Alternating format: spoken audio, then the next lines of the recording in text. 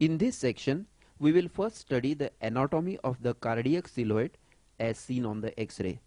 The black pointer is on the right atrium. Now this is the superior vena cava draining into it, and this is the inferior vena cava draining into it. This is the right ventricle, the pulmonary valve, and the pulmonary conus which divides into the right and left pulmonary arteries. This is the left ventricle leading to the aorta and the arc of aorta. And this is a small projection of the left atrium laterally. The right border is formed by the right atrium in the heart region and by the superior vena cava above. A small portion of the inferior vena cava may be seen at the lower end. On the left side, the aortic knuckle forms the prominent convexity at the upper end. Below it is a smaller, less prominent convexity occupied by the pulmonary conus. From here, the left heart border starts. A small upper portion is covered by left atrial appendage, and the rest of the heart border is formed by the left ventricle. To revise, right border is a continuous structure, superior vena cava, right atrium and inferior vena cava. The left border is formed mainly by the left ventricle, but the notch between it and the aortic knuckle is covered by the pulmonary conus and appendage of the left atrium. Now let us come to individual chamber enlargement. The right ventricle. Enlargement of the right ventricle enlarges the cardiac shadow more on the left side than the right, but it tilts the apex upwards so that the apex is seen to be raised up. The enlargement of the left ventricle, on the other hand, enlarges the heart shadow only on the left side, and the apex moves downwards and outwards. This is a typical appearance of left ventricular enlargement, where there is cardiomegaly and the apex has moved downwards and outwards. Enlargement of the right atrium is seen as an enlargement of the right heart border bulging to the right of the spine. It is usually associated with right ventricular enlargement also. In this X-ray of cardiomegaly, note the enlargement of the right heart border to the right of the spine, indicating dilatation of the right atrium. This is right atrial hypertrophy. The enlargement of the left atrium first flattens the notch between the heart and the pulmonary conus, thus causing a straightening of the left heart border. This is also termed as mitralization of the left heart border, as it is typically seen in mitral valve lesions. Note the straightening of the left heart border in this X-ray. From the aortic knuckle to the apex, it is a straight line. This is due to enlargement of the left atrium. The second characteristic of left atrial enlargement is the double atrial shadow, seen as a dense, whiter, globular shadow within the heart shadow. This is better appreciated on the right side, where the X-ray contrast is better. Note this typical X-ray of double atrial shadow, an oval, dense white shadow within the heart shadow in a patient of mitral stenosis. Note in the close-up view the dense white shadow within the heart shadow due to left atrial enlargement. This is another X-ray showing a double atrial shadow. Note the straightening of the left border indicated by the green arrow and the double atrial shadow shown by the white arrow. This is left atrial enlargement. The shadow may not always be so clear, but as seen in this X-ray, a faint outline is often seen near the right heart border. Apart from the straightening of left heart border and double atrial shadow, the third sign of left atrial enlargement is elevation of the left main bronchus and widening of the carinal angle. And the fourth sign is an indentation on esophagus appreciated in a barium swallow in lateral view. At this stage, let us also learn the criteria for labeling an X-ray as cardiomegaly. The shape and size of the heart varies with the shape of the chest and build of the patient. So cardiac size is measured in relation to the chest size and expressed as cardiothoracic ratio. First, Draw a vertical line in midline through the center of the spine. The maximum distances of the right and left heart borders are measured from this line as A and B. Now A plus B gives the maximum transverse diameter of the heart.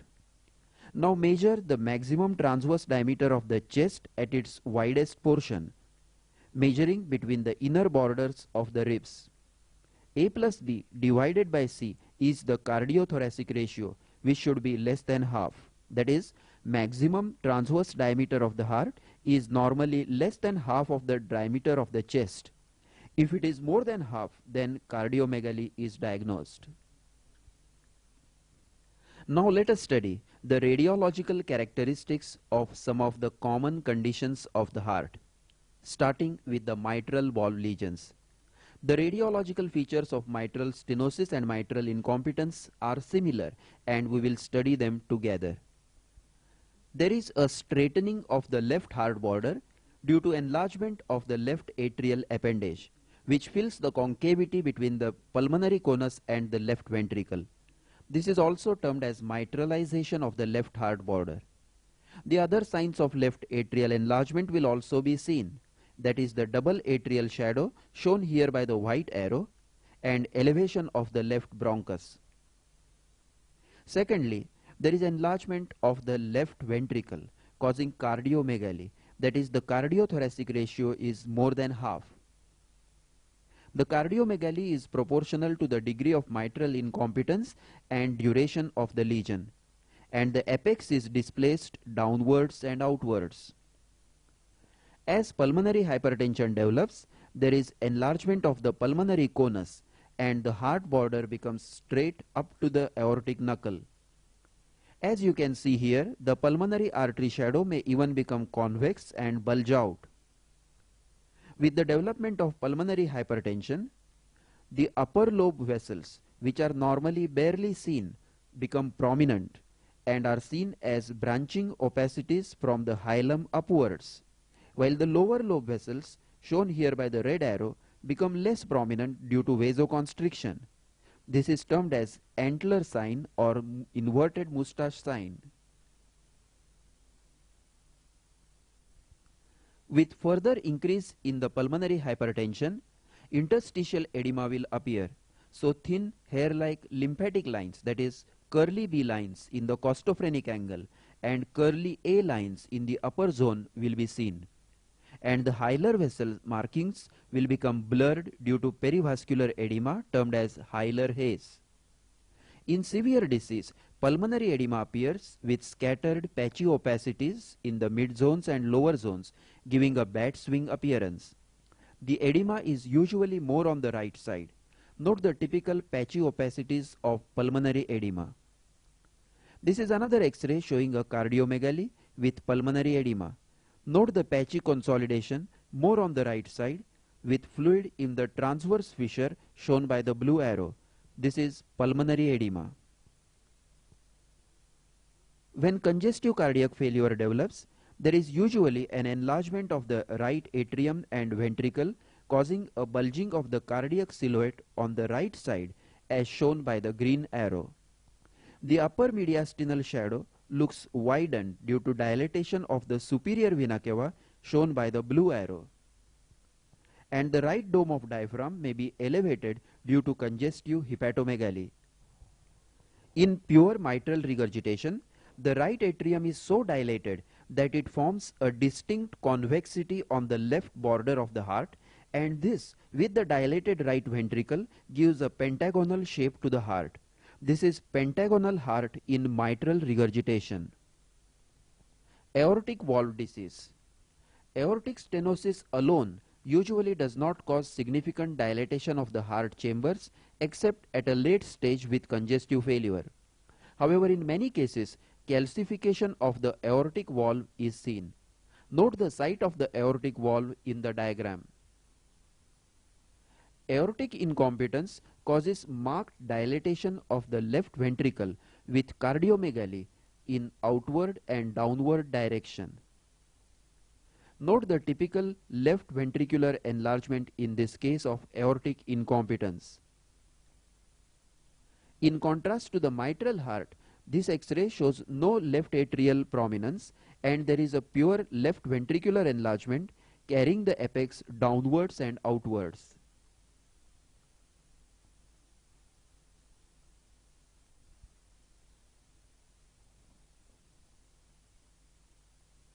Now let us come to congenital heart diseases and first study the two common shunts, atrial septal defect and ventricular septal defect.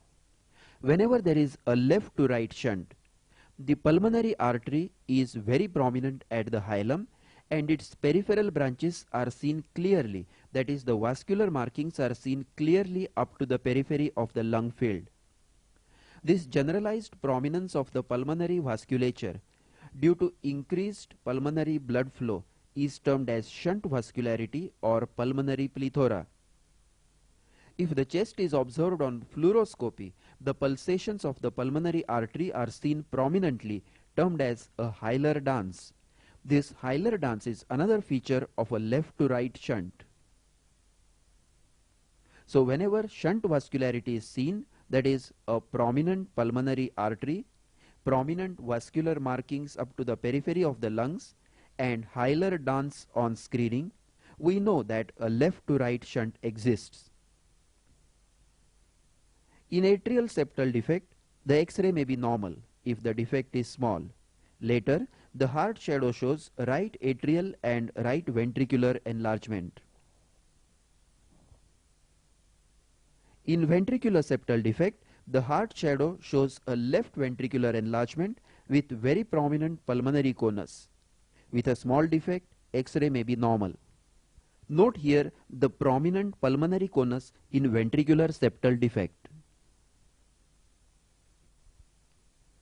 In tetralogy of Fallot, the heart has a characteristic shape likened to a Dutch shoe, termed as a boot-shaped heart. The apex, shown by the red arrow, is lifted up due to right ventricular enlargement. The pulmonary conus, shown by the vertical green arrow, is concave or shallow as there is pulmonary stenosis. And overall pulmonary vascular shadows are reduced, that is pulmonary oligemia. In this X-ray, note the typical boot-shaped heart with apex lifted upwards and a concave pulmonary conus shown by the green arrow. This X-ray shows the aortic knuckle on the left side, but in 25% of the patients of tetralogy of Fallot, the aortic arc is on the right side. In coarctation of aorta, the left border of the aortic knuckle and descending aorta may show the classic 3 sign if the coarctation is situated on the descending part of the arc of aorta. It is the site of coarctation itself with pre and post stenotic dilatations above and below. The heart shows left ventricular hypertrophy seen as cardiomegaly with apex displaced downwards and outwards.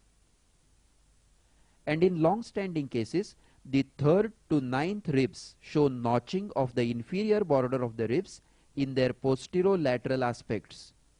Note in close-up view the notching of the inferior border of the ribs in this case of coarctation of aorta. This notching is due to the dilated posterior intercostal arteries. In this X-ray, rib notching is present only on the right side, which means that the coarctation is proximal to the origin of the left subclavian artery. Note the wide and dilated aortic knuckle.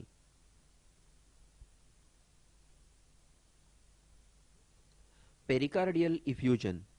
A pericardial effusion is detected on plain X-ray only when 150 to 200 ml of fluid is collected in the pericardial cavity.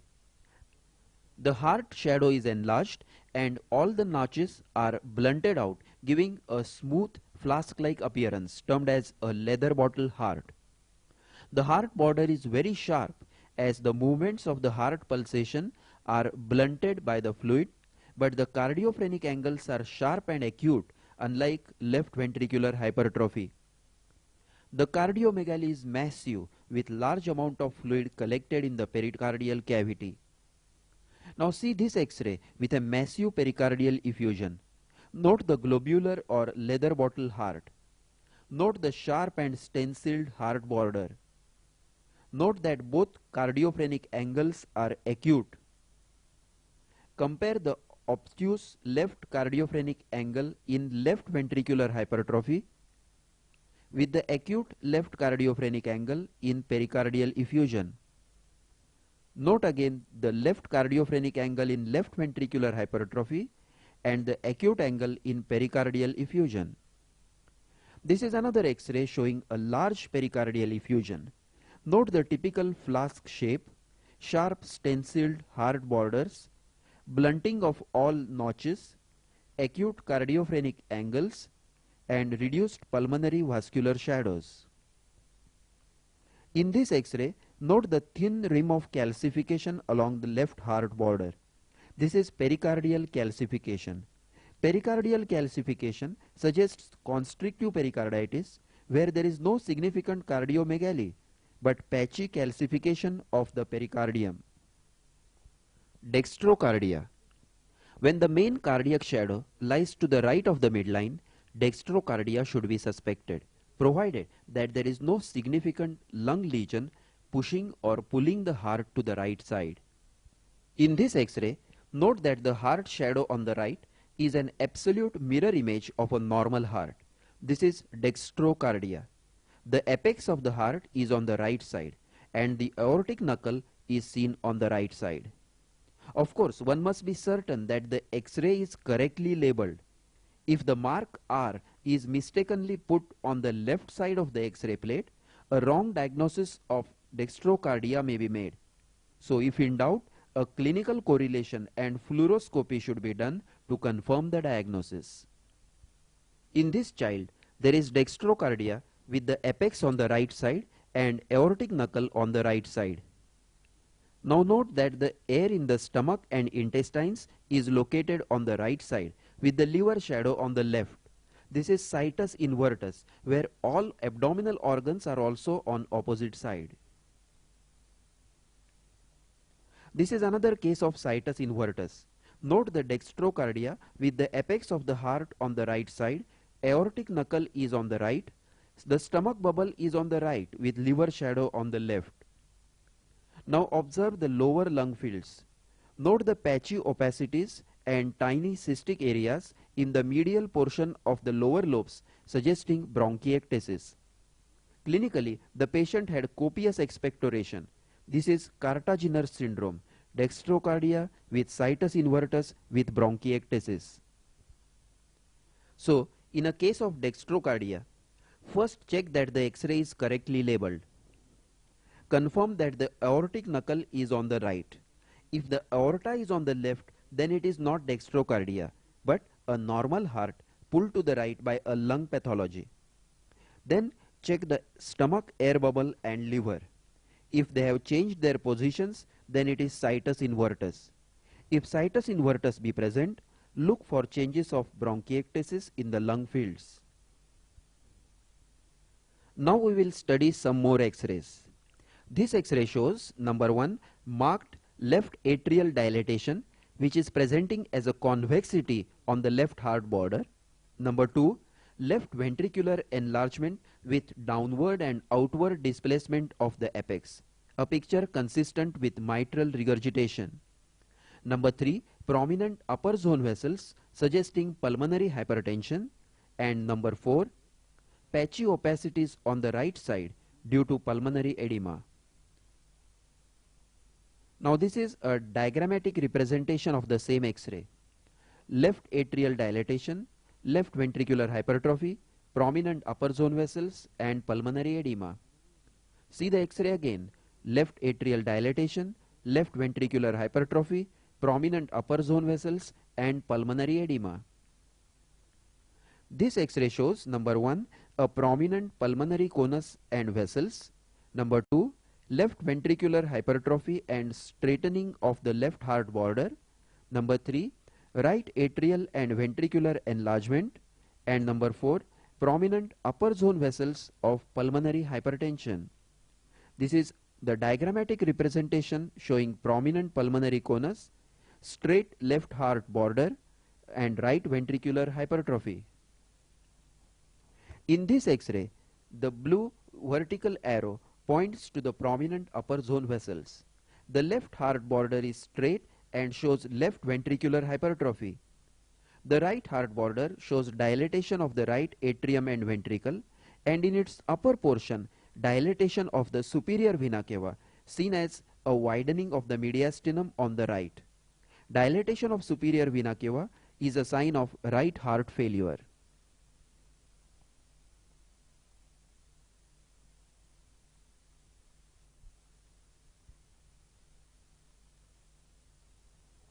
Standing X-ray of the abdomen.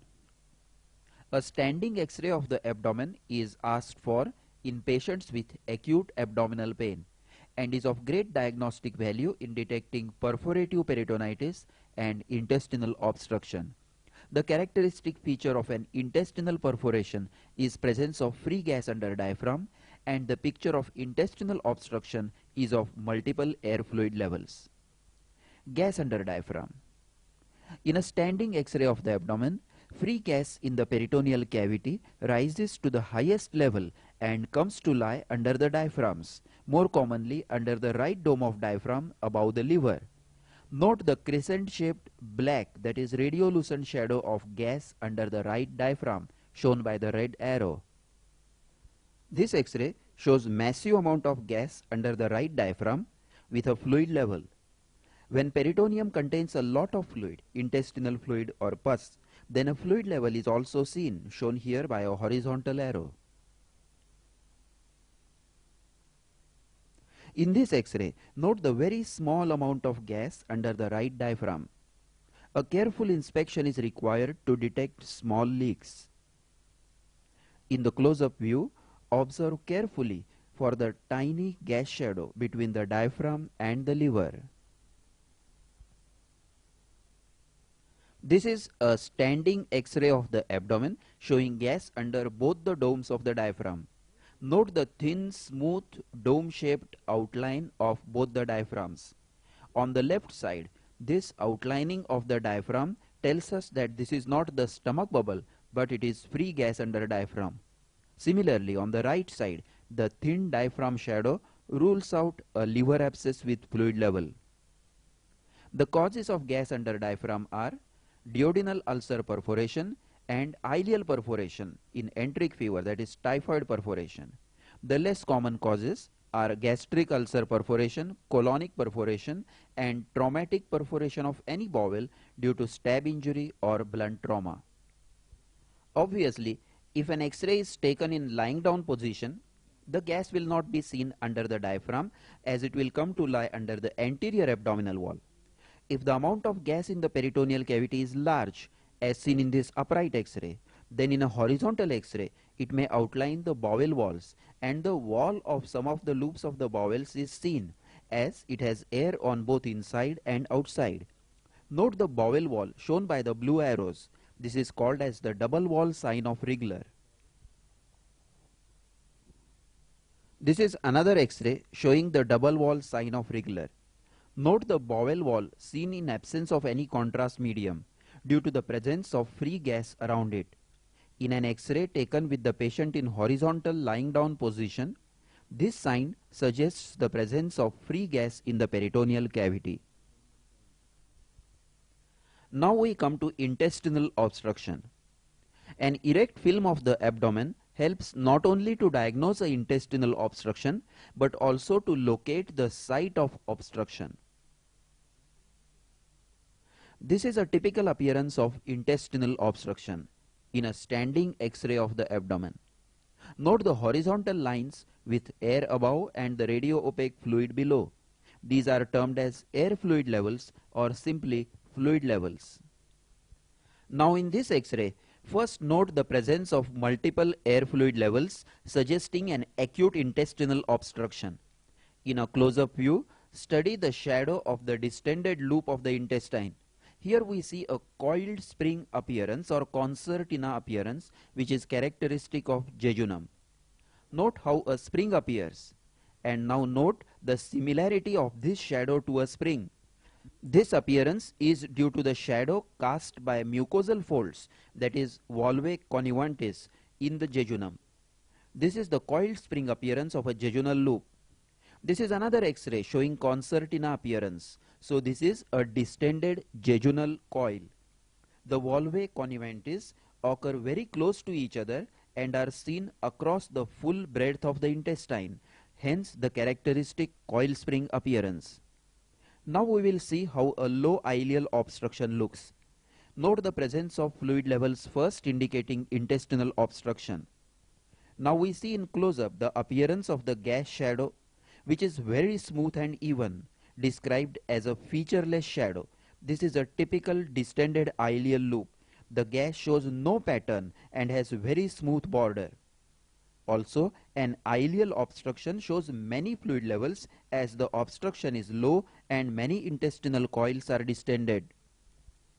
Now we will study a colonic obstruction or large bowel obstruction. Here, as compared to small bowel obstruction, the air fluid levels are peripheral, reaching the lateral abdominal wall, and the diameter of the loop is much more. But the characteristic feature is the hostrations, which are spaced quite apart, at random, not like the concertina pattern of jejunum. This is another X-ray showing a colonic obstruction. Note the large diameter of the bowel, its peripheral location, and the hostrations. The hostrations do not occupy the full breadth of the bowel, they stop in between. The characteristic appearance seen in sigmoid volvulus is a huge single distended loop of large bowel on the left side of the abdomen, often reaching the left diaphragm above, and there are two broad fluid levels that mark the lower margins of the gas shadow.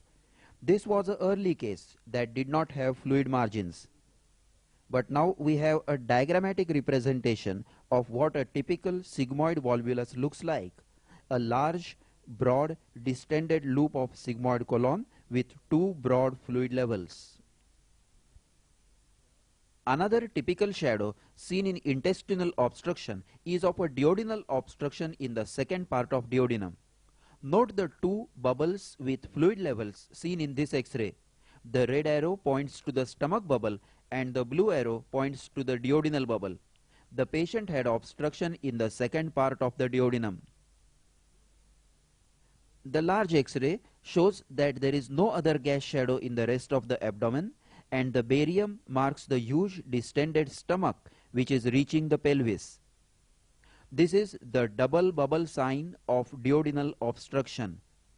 It will also be seen in an infant with duodenal atresia. In this X-ray of perforative peritonitis, note the large distended stomach in the left upper abdomen. This is an abnormally large stomach in acute dilatation of the stomach. It usually contains a large fluid level when in erect position. Now note this fluid level on the right side of the abdomen shown by the vertical blue arrow. It is in the liver tissue. Note the gap between the diaphragm and the air. It is away from the diaphragm, so it cannot be a subphrenic abscess. This is a fluid level in an amoebic liver abscess. Before the advent of ultrasonography, it was a standard practice to introduce some air after aspirating an amoebic liver abscess, so that on subsequent follow-up, the size of the abscess cavity is seen on plain standing X-ray of the abdomen. This is another X-ray showing a fluid level in an amoebic liver abscess. Note that its upper border does not match with the diaphragm and that it is entirely within the liver shadow. Also, it does not extend along the full width of the diaphragm. In comparison, now see this subphrenic abscess following a duodenal ulcer perforation. The blue arrow points to the diaphragm. The air and fluid is loculated between the diaphragm and the liver. Note that the upper border of the air is nothing but the diaphragm. Liver border may or may not be seen depending on the amount of air. But if there is a subphrenic abscess without air in it, air fluid level will not be seen, and the only finding will be a raised hemidiaphragm.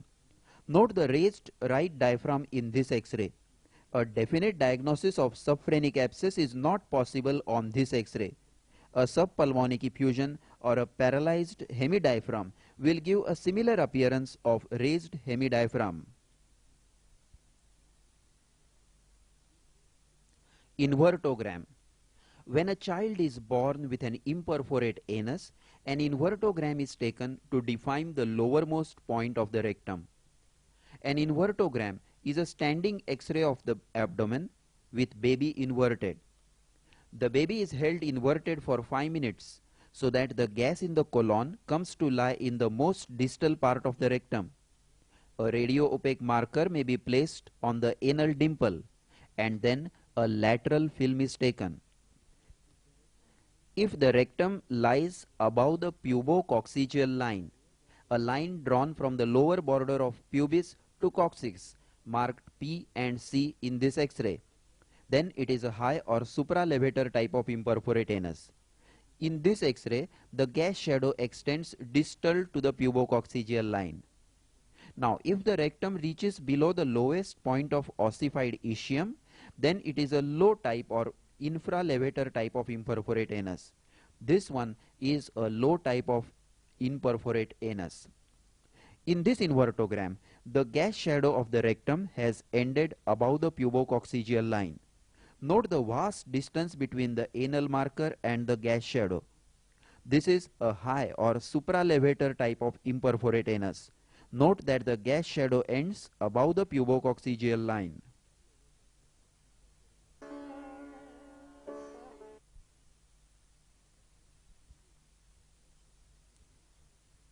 The term KUB refers to a plain X-ray film of the kidneys, ureters and bladder taken mainly to detect suspected urinary abnormalities.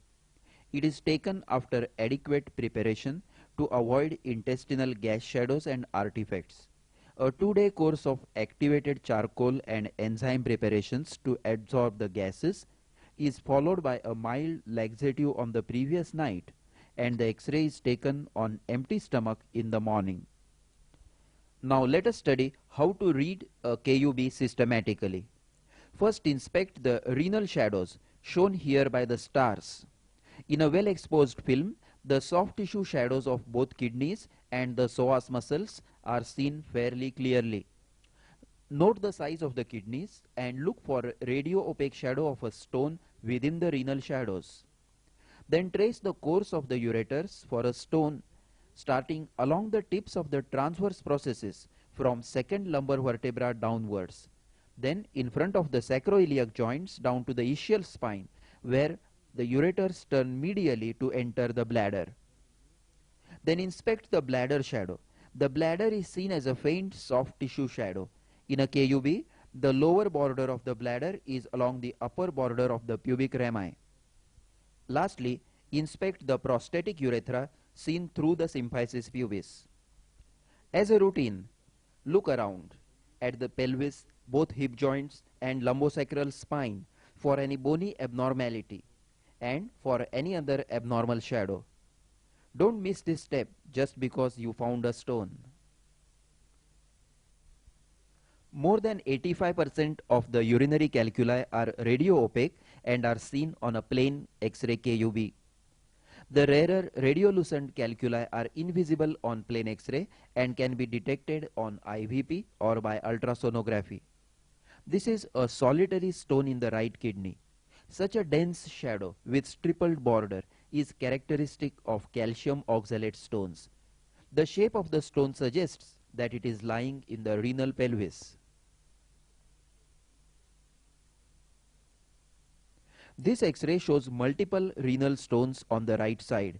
The larger stone shown by the arrow is in the renal pelvis and the 4 smaller stones are occupying the calyces. Now observe the soft tissue shadows of both the kidneys.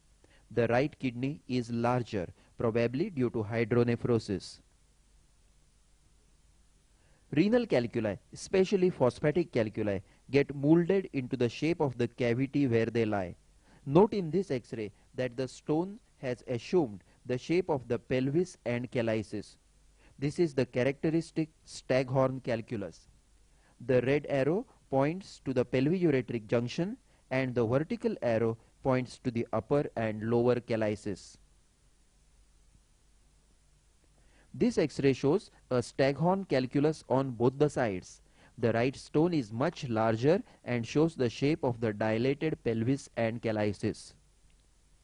If the stones form in a large cavity or hydronephrotic sac, then they are often multiple, round and smooth and get collected near the bottom of the sac. In the close-up view, see the multiple stones collected at the bottom of a hydronephrotic sac shown by the arrow. This X-ray shows a large number of small, smooth and rounded stones termed as sago stones. They are formed in a hydronephrotic sac. Sometimes, in conditions of hypercalcemia like hyperparathyroidism, multiple myeloma or hypervitaminosis D, the entire renal parenchyma gets filled with small rounded calcified opacities. So on X-ray, we see extensive calcifications in the shape of the kidneys. This condition is termed as nephrocalcinosis. In this X-ray, we are seeing a horseshoe-shaped kidney with nephrocalcinosis. In sharp contrast with a staghorn calculus, nephrocalcinosis may not show any stone in the pelvic calyceal system, but it fills the renal parenchyma. A stone in the upper calyx of right kidney overlies the gallbladder in an antero-posterior projection, and hence it has to be differentiated from a radio-opaque gallstone. Take an lateral X-ray of the abdomen.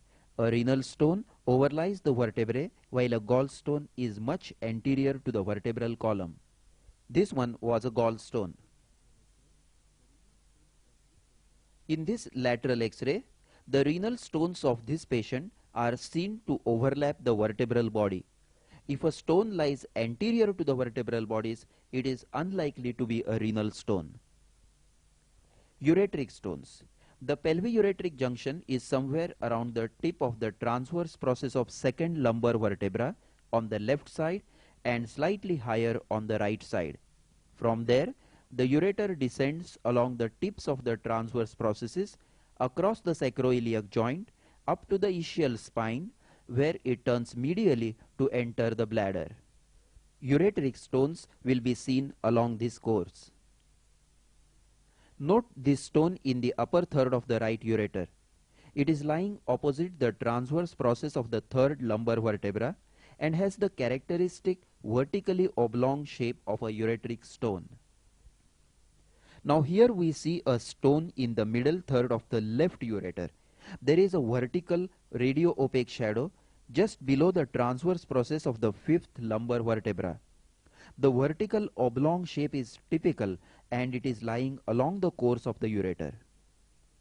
In this X-ray, there is a radio-opaque shadow at a very similar position opposite fifth lumbar vertebra on the right side, but has an irregular shape. It may not be a ureteric stone, but may be a calcified lymph node. The shape must also be considered in the diagnosis of a ureteric stone. This is another X-ray showing a ureteric stone at L3-4 level. It is in the anatomical course of the ureter and has a vertically oblong shape. This is a stone in the lower third of the left ureter. It is between the sacroiliac joint and the ischial spine. A little below this level, the ureter will turn medially to enter the bladder. This is a ureteric stone at the lower end of the right ureter. Any shadow below this level is unlikely to be a ureteric stone. Let me once again trace the course of the ureters in pelvis from the front of the sacroiliac joints to ischial spine and then medially.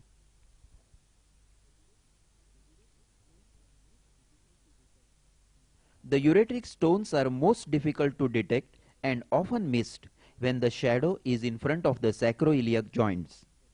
Note this stone overlapping the bone, which may be easily missed on a casual inspection. An IVP was required to confirm that it was a ureteric stone. So the characteristics of a ureteric stone are a vertically oblong shape and its typical location in the anatomical path of the ureters. Now we will see some abnormal ureteric stones. Note the multiple stones in the lower ureter. Such stones can only occur in a ureterocele at the lower end of the ureter, a normal ureter will not develop such abnormal stones. This is another large and double stone at the lower end of the ureter, once again in a ureterocele. Ureterocele is a cystic dilatation of the lower end of ureter due to congenital atresia of a ureteric orifice. In this X-ray, the red arrow points to a cigar-shaped stone in the lower ureter with two more stones in the bladder. This was a case of neurogenic bladder. To conclude, there has to be a structural anomaly or obstruction for such multiple and abnormal stones to develop. Bladder stones are almost always radioopaque and very often show a typical lamellated appearance. There are two common types of stones in bladder: the oxalate stones, which are spiculated, and phosphate stones, which are smooth and lamellated. This is a typical oxalate stone. It casts a very dense radioopaque shadow and has a spiculated margin. In a closer view, note the spiculated margin and note that it is much denser than the bone shadow. This is another bladder stone with a spiky margin and oxalate stones. It has very large spikes. Now this is a phosphate stone. Note the typical smooth and lamellated appearance of phosphate stones. They form in an infected urine and are deposited layer by layer. Hence they have a lamellated appearance. The vertical arrow points to a nidus around which the stone is formed. At this point, let us see some actual stones. This is a smooth rounded white phosphatic stone. This is a finely spiculated brown oxalate stone in the bladder. This is an oxalate stone with large spikes. This is a vertically oblong ureteric stone. And this is a staghorn calculus from the kidney.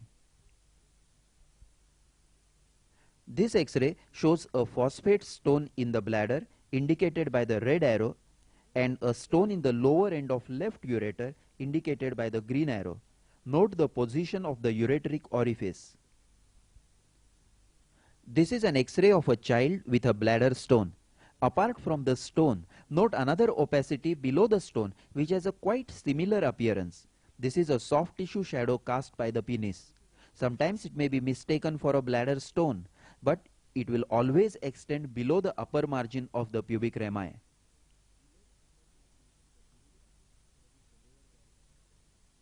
This is an X-ray KUB shown here to demonstrate the importance of taking a separate bladder plate. This X-ray shows a stone in the lower 1/3 of the left ureter, but the patient had a typical pain at the end of micturition. So, when a bladder X-ray was taken, it was noted that there was another stone in the bladder which was totally missed out in the previous X-ray. Note in the previous X-ray again that a part of the bladder is outside the film. Hence, a KUB should always include a separate bladder film. Now we will see some abnormal bladder stones. Note this X-ray of the bladder. There are multiple round or oval stones with a smooth border. These are multiple phosphatic calculi in a paraplegic patient with neurogenic bladder. This is another X-ray showing multiple bladder calculi. In another plate, they are arranged in the shape of the bladder. Such multiple stones never occur in a person with normal urinary tract. Usually, they are seen in patients with neurogenic or paralyzed bladder or gross distal obstruction with infection. Lastly, we will see a calculus in the prostatic urethra. A stone impacted in the prostatic urethra is seen behind the symphysis pubis in the midline. It requires a careful inspection to note the shadow overlapping the pubic bones. Now this is an interesting sequence of two X-rays. Note the ureteric stone on the right side just below the tip of the transverse process of third lumbar vertebra, shown by the green arrow. After 3 months, the patient came with sudden and severely painful dysuria. The X-ray now showed the calculus in the prostatic urethra. This is another stone impacted in the prostatic urethra. It is vertically oblong, that is, it is a ureteric stone that has descended down, and it is impacted exactly in the bladder neck. Till now, we saw only the typical calculi in the urinary system. However, urinary stones are not the only opacities that are seen on plain X-rays of the abdomen. There are many other shadows, stones and calcifications which may be seen, and if these shadows overlie the urinary tract, they may be confused for urinary calculi. First, we will study the radio-opaque shadows in the abdomen, which include the gallstones, pancreatic stones, enteroliths, calcified lymph nodes and calcified liver abscess, and then the radio-opaque shadows in the pelvis, that is phleboliths, calcified guinea worms, sialistic bands, calcified fibroids, ovarian dermoids, calcified vesicles and prostatic calcifications. Gallstones.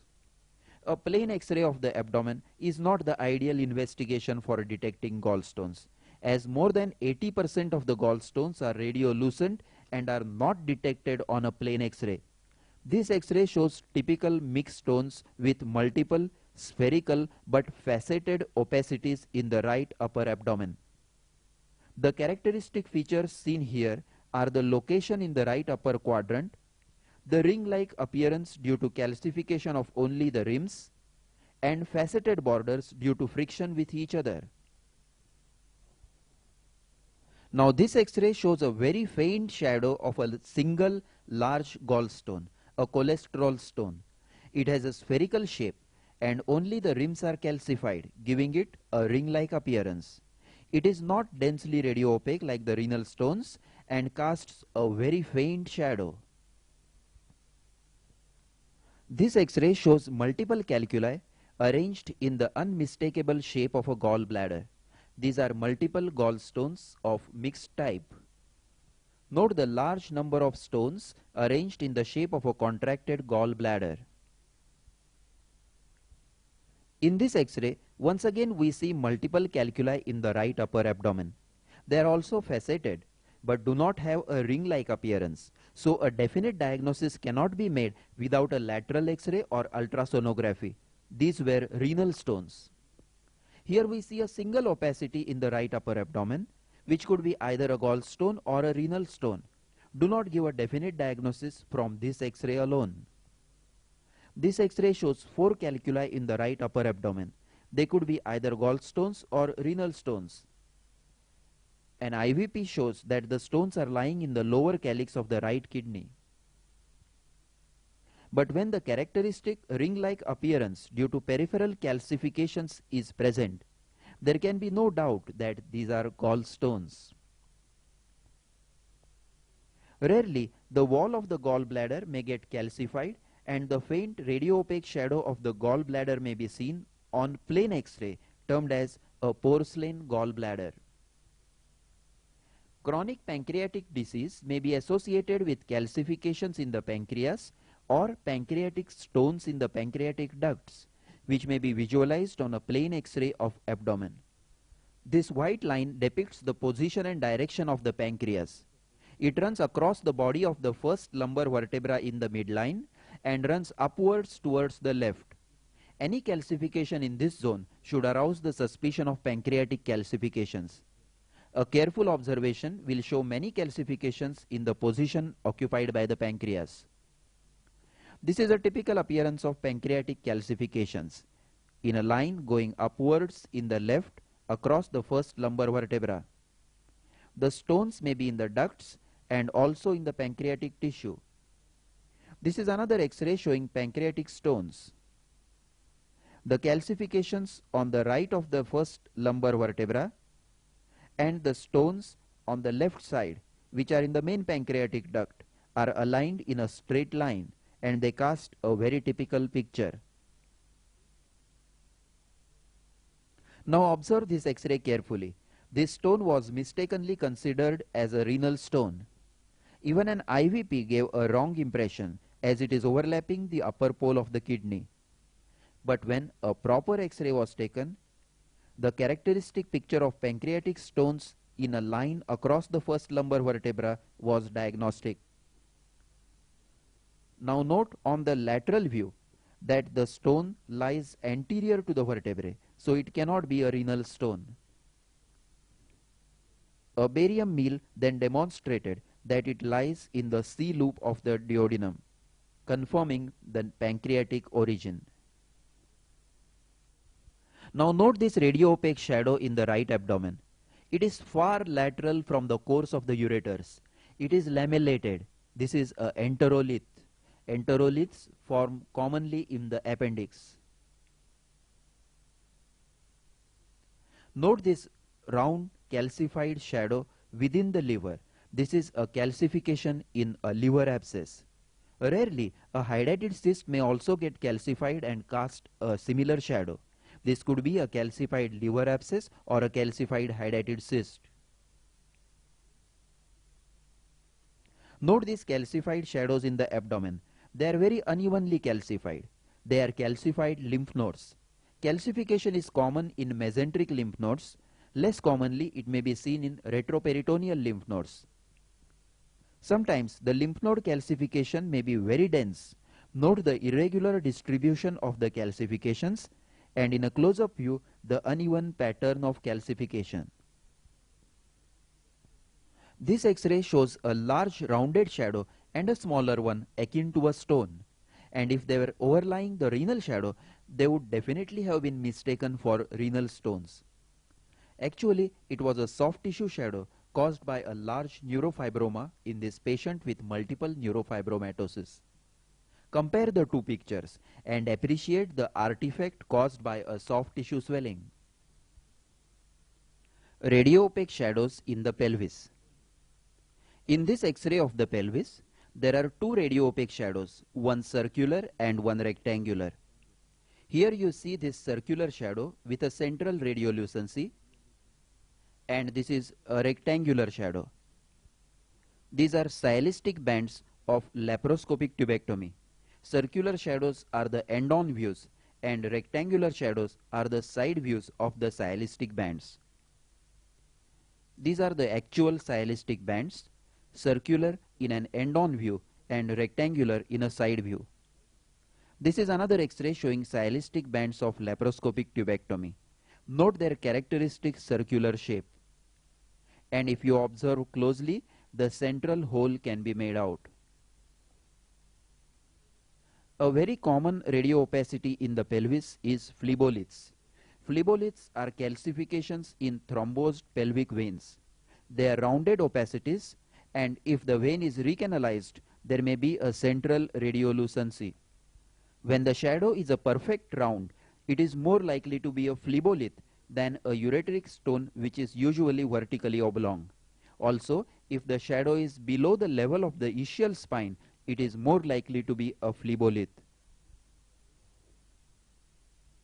Here, the vertical arrow points to a stone in the lower end of right ureter, and the red arrow points to a elongated, densely radio-opaque shadow, which is a typical shadow of a calcified guinea worm. IVP shows that it is outside the bladder, and this X-ray shows that there is another similar shadow in the subcutaneous tissues of the thighs, a calcified guinea worm.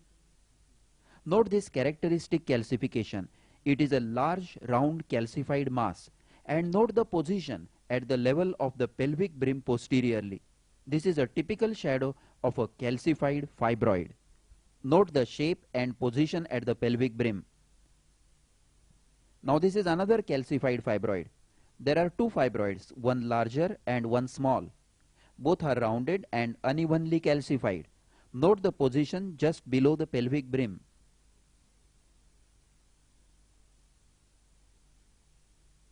This is another X-ray showing a calcified fibroid. It is a round, irregularly calcified mass just below the pelvic brim. This is another female patient showing an odd radio-opaque shadow within the pelvis. A closer inspection shows that it looks like two teeth. In fact, they are teeth. This is a dermoid cyst of the ovary containing teeth. You can also see stylistic bands of laparoscopic tubectomy shown by the vertical green arrows. But that's an incidental finding. Note the teeth in an ovarian dermoid. This is another case of an ovarian dermoid. Note the tooth shown by the vertical green arrow and the cyst wall shown by the small red arrow. A dermoid may also show bone formation and cartilage which cast a shadow on the plain X-ray. The close view shows some calcification around the tooth, in this case of ovarian dermoid. This X-ray shows calcified spots behind the left pubic bone. These are calcifications in the prostate. This black zone is the area where prostate is located. Any calcification in this zone should make you think of prostatic calcification. The prostate may contain prostatic calculi or may be calcified in a tuberculous affection of the gland. This X-ray shows calcification just above the symphysis pubis, that is above the base of the bladder, but the shape is typical of a middle lobe of prostate. So these are calcifications in an enlarged middle lobe which is protruding into the bladder. The blue arrow points to a perfectly round opacity much below the level of the ureter. It is a phlebolith. There are two more phleboliths on the left side, as you can now see below the left ischial spine.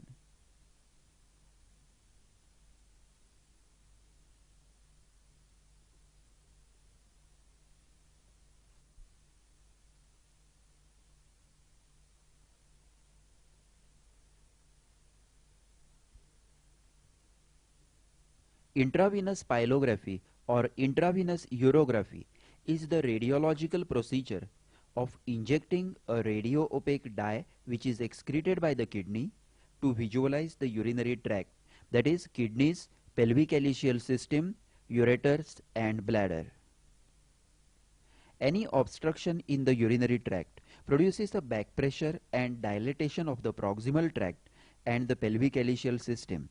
Compare the normal urinary tract on the right with the dilated tract on the left. The proximal ureter is dilated and the pelvic calyceal system is also dilated.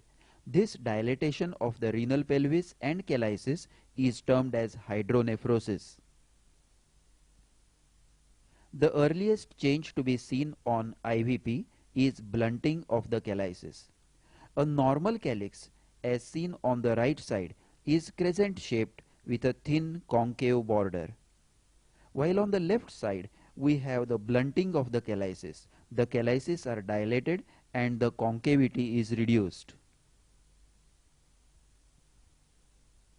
With further hydronephrosis, the calyces become convex and more dilated, termed as clubbing of the calyces. Note in the left kidney, the apex of each calyx has become convex and bulging. In this patient with moderate degree of hydronephrosis, the size of the kidney is increased, the calyces and pelvis are dilated, and the thickness of the renal parenchyma is reduced. Note the opaque stone at the pelviureteric junction causing moderate hydronephrosis. And with a severe degree of hydronephrosis, the kidney and the pelvic calyceal system becomes a sac of water, renal tissue forming a thin wall of the sac. Note the severe hydronephrosis of the right kidney with a huge dilatation of the pelvis and calyces. Incidentally, the left ureter shows a stone but without hydronephrosis. The hydronephrosis may be due to a stone impacted at the pelviureteric junction or a congenital pelviureteric junction obstruction. In this X-ray, note the stone at the pelviureteric junction causing mild degree of hydronephrosis. In the close-up view, note the stone marked S and the arrow pointing to the convexity or clubbing of the calyces. If there is no visible stone, then it is more likely to be a congenital PU junction obstruction, often due to aberrant lower polar vessel pressing on the PU junction or congenital stenosis. This IVP shows right PU junction obstruction. The pelvis is typically extrarenal, large and redundant. Note the sudden narrowing to a normal ureter at the pelviureteric junction shown by the arrow. This is a typical congenital pelviureteric junction obstruction.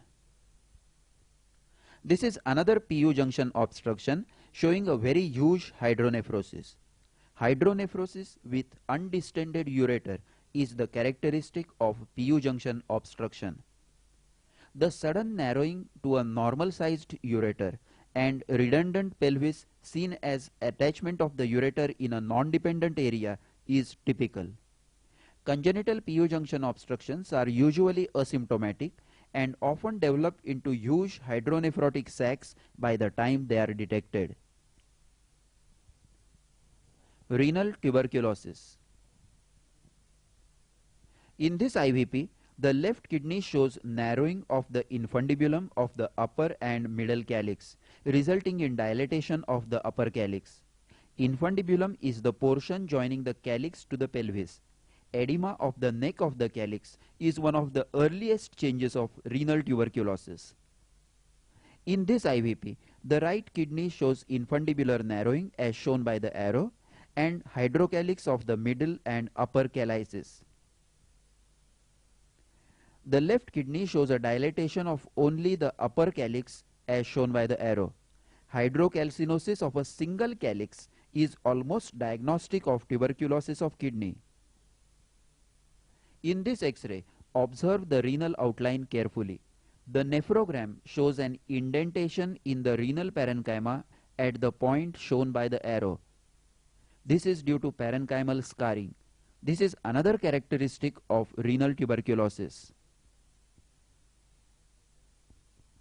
This is a plain X-ray KUB showing complete calcification of the left kidney. This is an advanced stage of the disease where the entire kidney is destroyed and calcified. An IVP shows that it is non-functioning.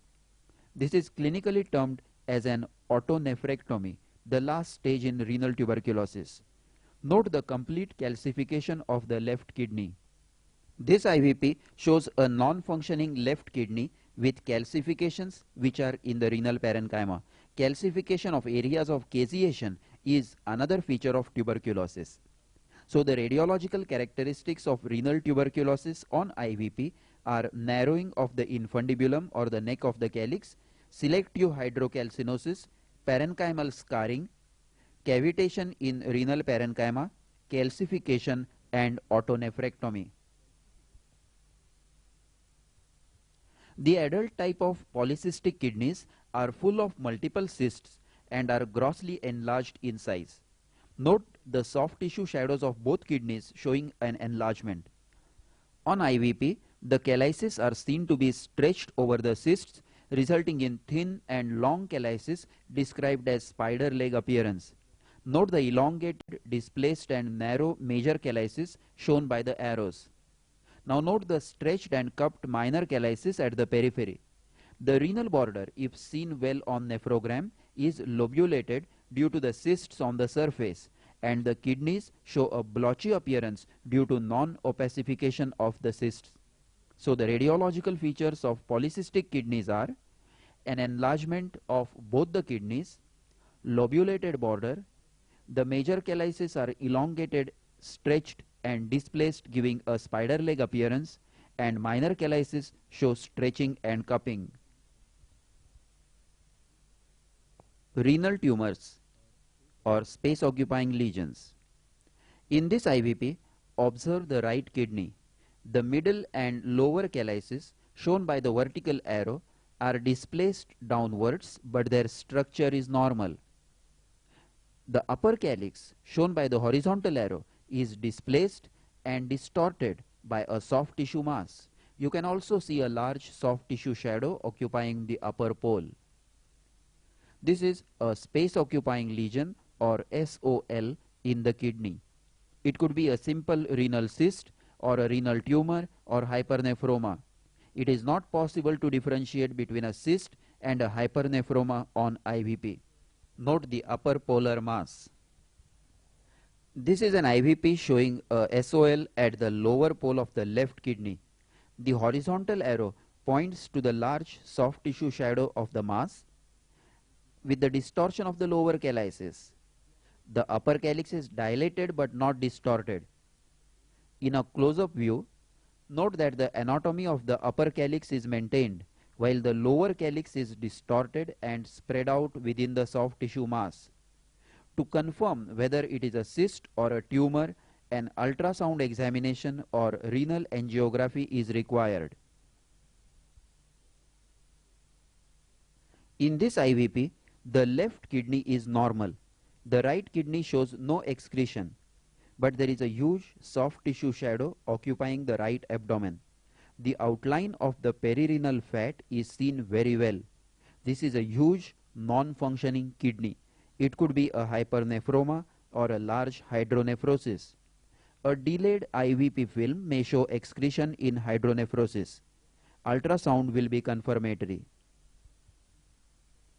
This IVP shows a normal left kidney and a large soft tissue mass on the right side.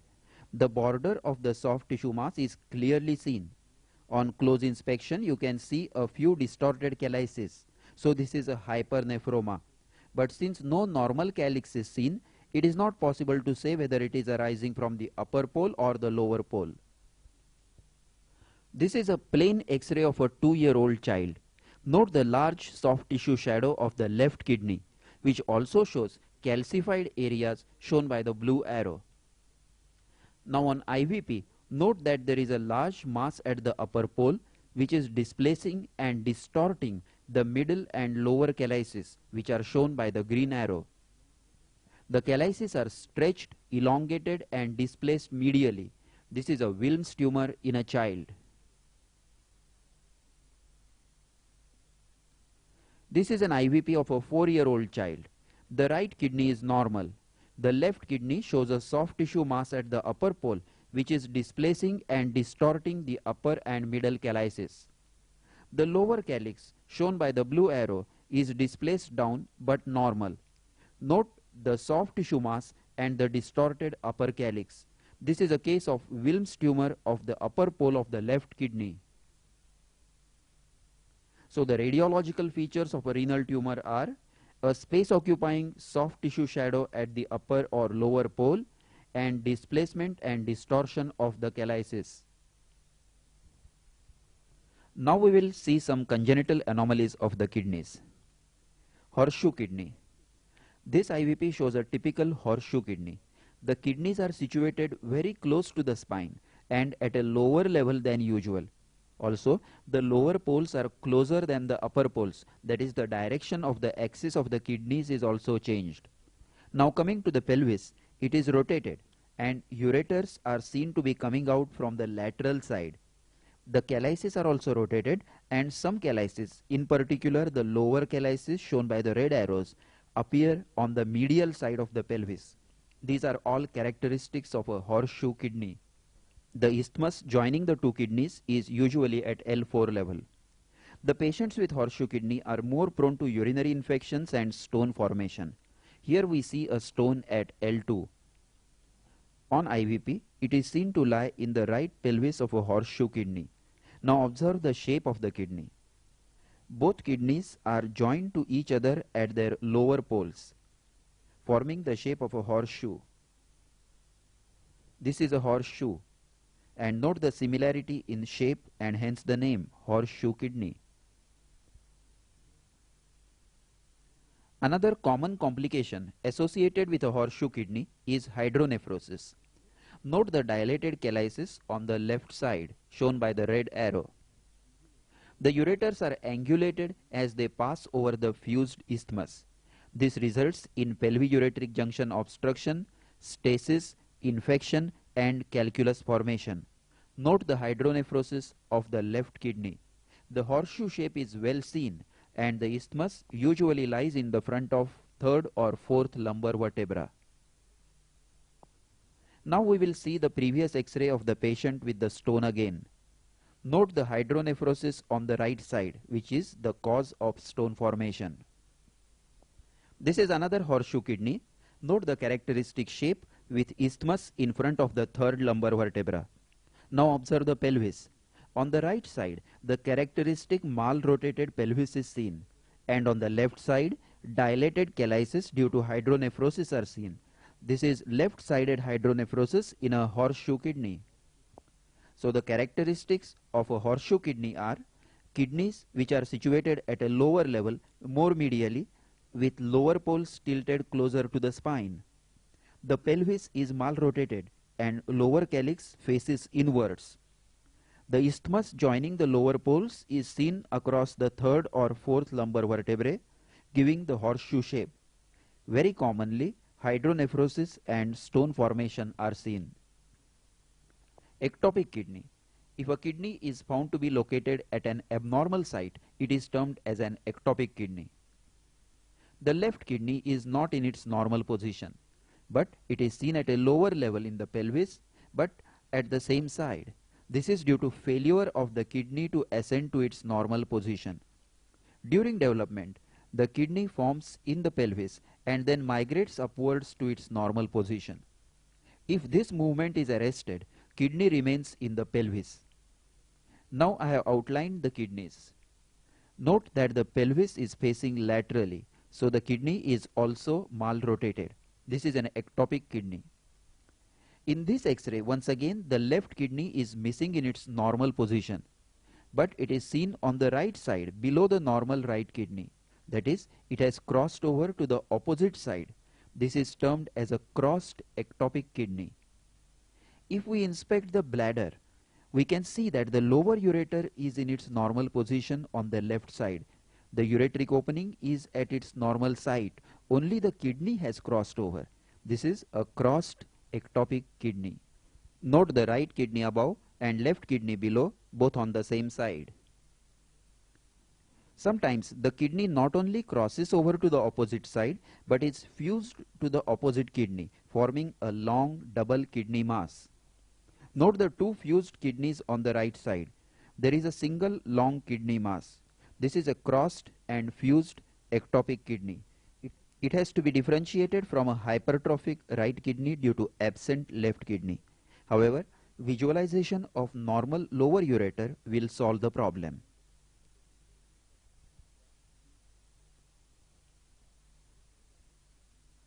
This is another case of crossed fused ectopic kidneys.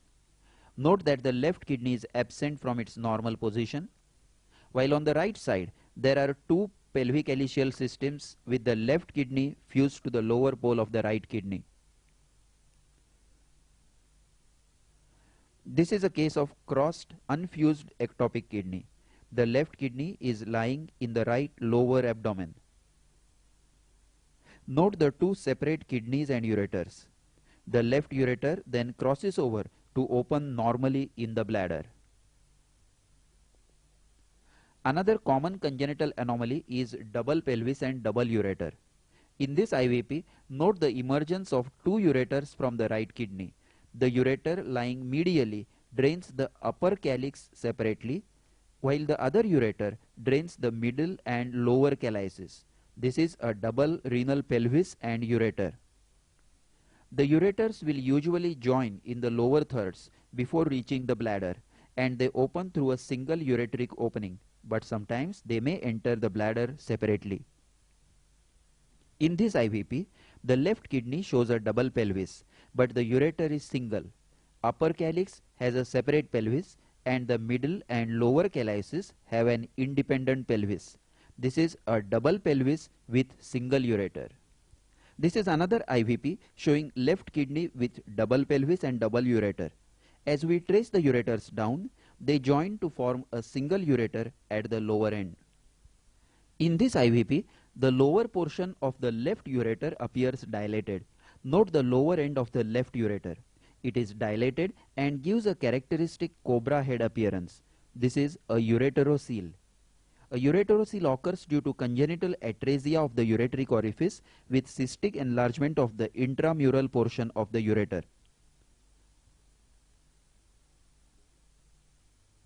This is another X-ray showing a ureterocele. Note the dilated cyst-like lower end of the right ureter with the dye retained in the lower ureter also.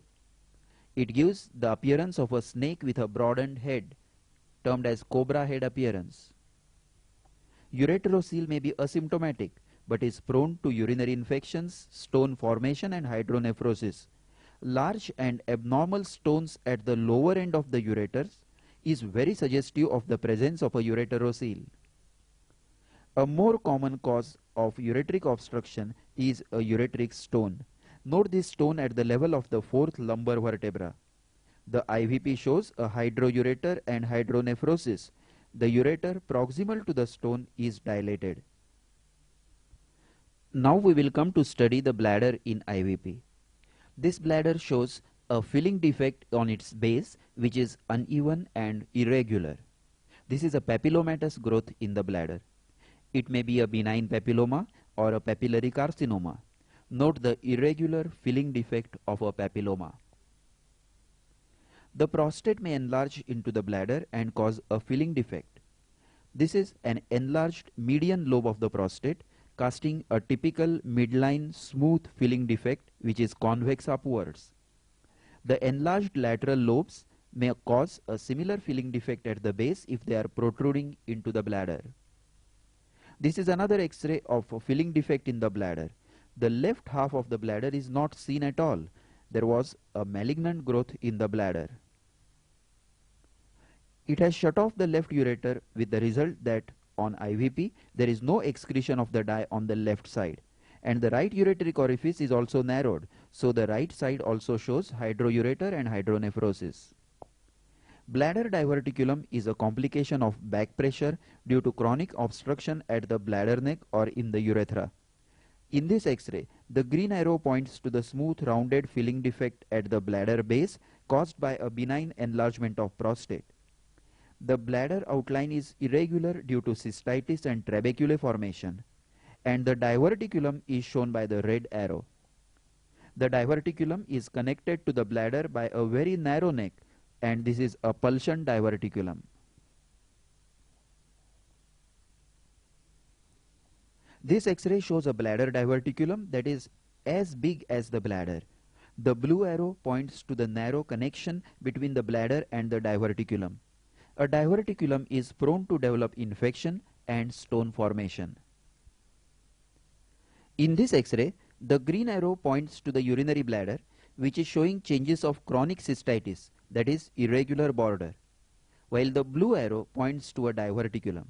The common causes of bladder diverticulum are bladder neck hypertrophy, prostatic enlargement, stricture urethra, and posterior urethral valves.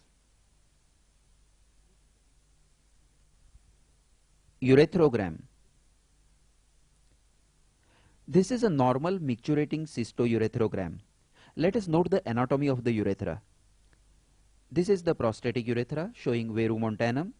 Next to it is the membranous urethra, followed by the bulbous and perineal urethra up to the base of the penis. And lastly, this is the penile urethra.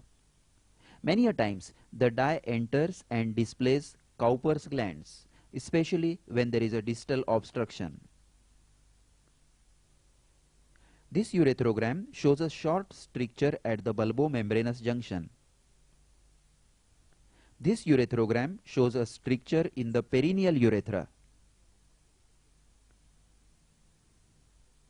This urethrogram shows a stricture at the base of the penis, that is at the pinobulbar junction. It is a short segment stricture. A stricture may be affecting a small segment of the urethra or a long segment of the urethra. This is a short segment stricture affecting a very small segment.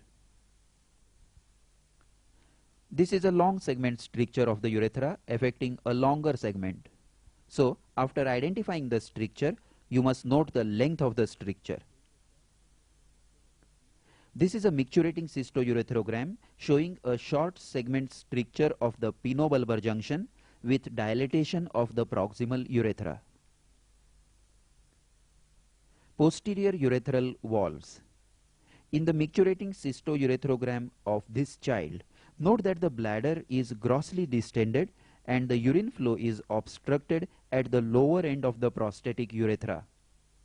The prostatic urethra is dilated and elongated and ends abruptly with a convex lower border, which is bulging downwards. This is a classical appearance of posterior urethral valves, the commonest and most severe form of obstructive uropathy in infants. This is another micturating cystourethrogram in a child. Note the dilated prostatic urethra with a sharp convex lower border. In this view, the red arrow points to a bladder diverticulum which is formed due to a back pressure. This is another typical picture of posterior urethral valves, but here the back pressure is passed on to the ureters by associated vesico-ureteric reflux. Note in this micturating cystourethrogram the retrograde filling of bilateral hydronephrosis and hydroureters. This is another X-ray showing posterior urethral valves, a dilated prostatic urethra, and a large bladder with two diverticuli, and also bilateral hydroureter and hydronephrosis.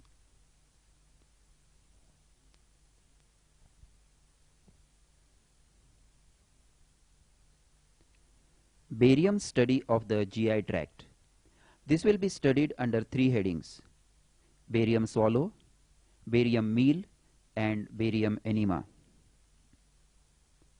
Barium swallow is the radiological study of the pharynx and esophagus after giving a thick bolus of barium to swallow. In this X-ray, we can see the obstruction to the passage of the barium by a mass in the esophagus. The stricture starts abruptly at the point marked by the arrow, and the shadow makes about 90 degrees angle or even more acute angle with the esophageal wall. This feature is termed as shouldering and is diagnostic of a malignant growth.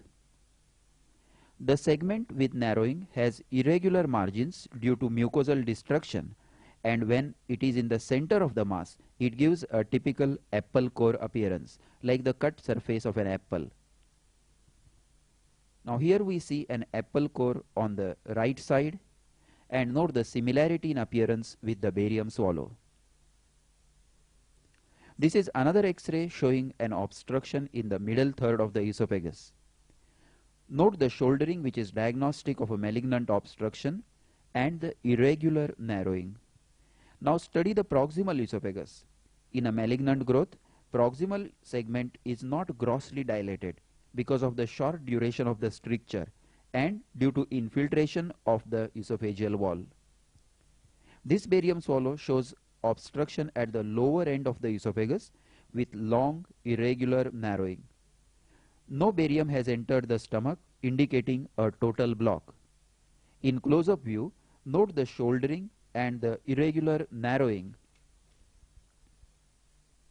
In this barium swallow, the barium has outlined the tracheobronchial tree. This is an advanced case of carcinoma of esophagus, infiltrating the trachea and forming a tracheoesophageal fistula or TO fistula. The blue arrow points to the irregular narrowing of the esophagus, and the vertical green arrow shows the tracheobronchial tree. On careful examination in oblique position, the fistula is demonstrated. Note the shouldering and irregular narrowing of the esophagus above, and the tracheoesophageal fistula shown by the horizontal green arrow. So the characteristics of a malignancy of esophagus are shouldering or abrupt start of the growth, irregular narrowing due to mucosal destruction, less dilated proximal esophagus, and sometimes TO fistula. Benign strictures. Benign strictures are most often corrosive strictures caused by ingestion of chemical corrosives. In this X-ray, note the features of a benign stricture. The proximal esophagus is dilated, especially if the stricture is long-standing. Then there is a funnel-shaped narrowing, which leads to a long, narrow, strictured segment. There is no shouldering. The stricture narrows down gradually, and its lining is smooth as the mucosa is intact.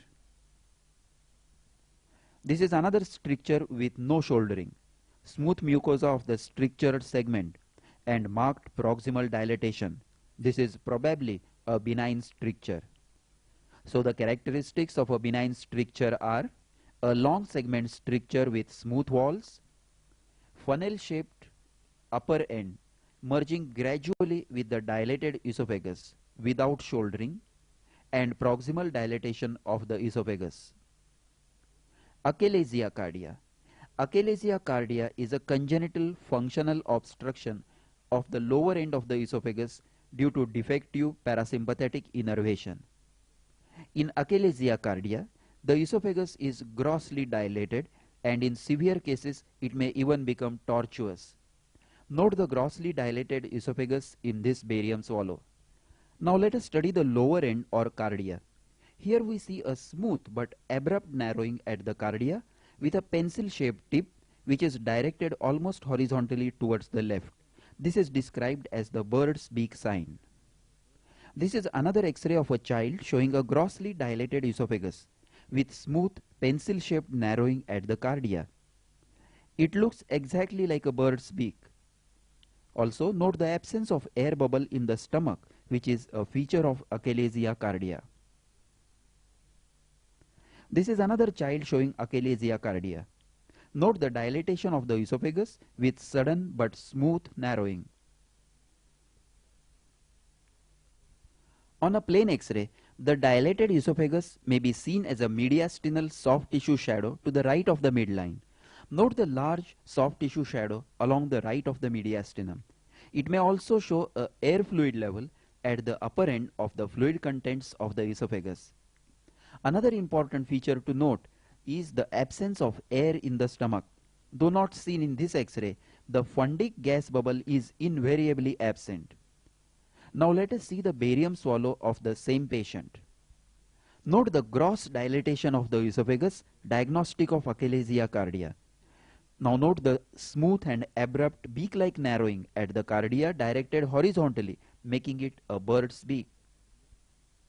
So the features of achalasia cardia are a grossly dilated esophagus, beak-like smooth pencil-shaped narrowing at the cardia which is directed horizontally, and absence of fundic gas bubble. Hiatus hernia. Hiatus hernia is a herniation of the stomach through the esophageal hiatus. There are two types of hiatus hernias.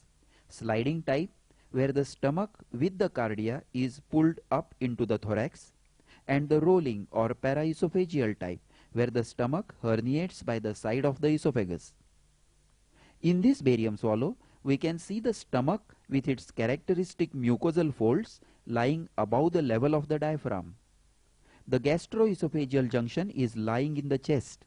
This is a sliding type of hiatus hernia where the cardiac end of the stomach protrudes through the diaphragmatic hiatus into the thorax. Note that the esophagus is slightly dilated and the cardia shown by the arrow is narrowed. This is another case of sliding type of hiatus hernia. Note the normal but short esophagus, cardia, and a portion of the stomach lying in the chest. This is another view of the same patient showing the stomach, cardia, and esophagus. In a small hiatus hernia, the gastric mucosal folds will be seen passing through the hiatus and converging above the diaphragm. The sliding type of hiatus hernia is associated with gastroesophageal reflux, and repeated attacks of reflux esophagitis in the long run result in a stricture at the cardia. Note in this X-ray the stricture at the cardia with dilatation of the proximal esophagus. The cardia is lying in the chest above the diaphragm, and above it the esophagus dilates abruptly. In a rolling type of hiatus hernia or paraesophageal hernia, there is no gastroesophageal reflux as cardia remains in the abdomen, but the fundus of the stomach rolls up by the side of the esophagus and comes to lie in the thorax. Note the thin normal esophagus descending on the right side of the stomach and the stomach which has herniated upwards by its side. On plain X-ray, a air fluid level may be seen in the thorax above the esophageal hiatus overlapping the cardiac shadow. Esophageal diverticulum. The esophageal diverticula are of two types: pulsion diverticulum with a narrow neck and traction diverticulum with a broad neck. Now note this small diverticulum with a narrow neck and a broader diverticulum. This is a pulsion diverticulum due to pouting out of the mucosa. It is not covered by muscle layers. In a close-up view, note this diverticulum with narrow neck arising from the upper esophagus. This diverticulum in the middle third of the esophagus has a wide and broad base. This is a traction diverticulum. It is common in the middle third of the esophagus near the tracheal bifurcation. This is another X-ray showing two diverticuli in the middle third of the esophagus. The base is broad and the smaller diverticulum shows the typical narrow apex. These are traction diverticuli. So the features of the two types of esophageal diverticuli are pulsion diverticuli showing narrow neck and broad body, and traction diverticuli showing broad neck and narrow apex. Esophageal varices. Esophageal varices are dilated and tortuous submucosal veins in the lower third of the esophagus as seen in portal hypertension. Note the ribbon-like knobby radiolucent areas which represent the elevations caused by the veins and are not coated by barium. The varices are best demonstrated by using a thick paste of barium and patient in Trendelenburg position. Note the irregular, knobby filling defects of esophageal varices.